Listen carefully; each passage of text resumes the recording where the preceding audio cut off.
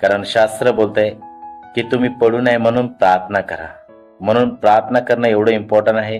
कारण एक विश्वासीला प्रार्थना करणं खूप महत्वाचं आहे. कारण जो व्यक्ती पाप करतो तो कधी प्रार्थना करू शकत नाही, आणि जो प्रार्थना करतो तो कधी पाप करू शकत नाही. तर प्रार्थना करणं फक्त हे नाही की फक्त मागत राहा परमेश्वराला, या प्रभू मला ही गरज आहे ती गरज आहे, फक्त जरूरत असली तेव्हाच प्रार्थना नाही. प्रार्थना म्हणजे परमेश्वराची हर टाइम बोलणं.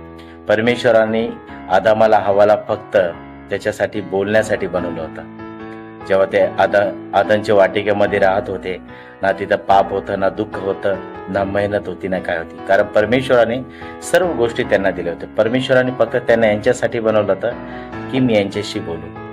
पण कुठं ना कुठं मनुष्याने परमेश्वरा दरार आली, जी पापामुळे आले. आणि येशू ख्रिस्ताद्वारे आम्हाला परमेश्वराशी वापस तो मौका भेटला की आम्ही परमेश्वराशी बोलू आणि परमेश्वराशी हे करू. आणि वचन सत्य आहे.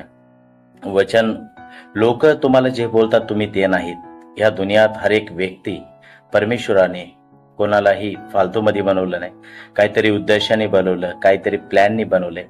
तर परमेश्वराच्या गोलवर तुम्ही लक्ष ठेवा. लोक जे बोलतात तुम्ही ते नाही, परमेश्वराचं वचन तुमच्याबद्दल काय बोलतात ते आहेत. लोक तर तुम्हाला असे चालू देणार नाही, तसे चालू देणार नाही. परमेश्वराला नाही सोडत, त्या प्रभू येशूला नाही सोडत, आम्ही तर मनुष्य आहेत. तर चलाव तर लागल, पण खरे नाही चला.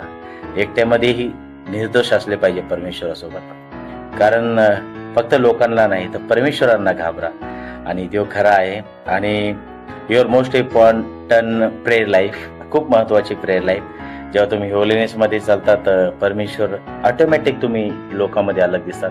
कारण परमेश्वराचं वचन बोलतंय की तुम्ही जगाची ज्योती आहेत. तर परमेश्वर आपल्याला चमकल. God time is the best time. Your most important prayer life आणि होलीनेस, निरंतर प्रार्थना करा. God bless you. आमेन.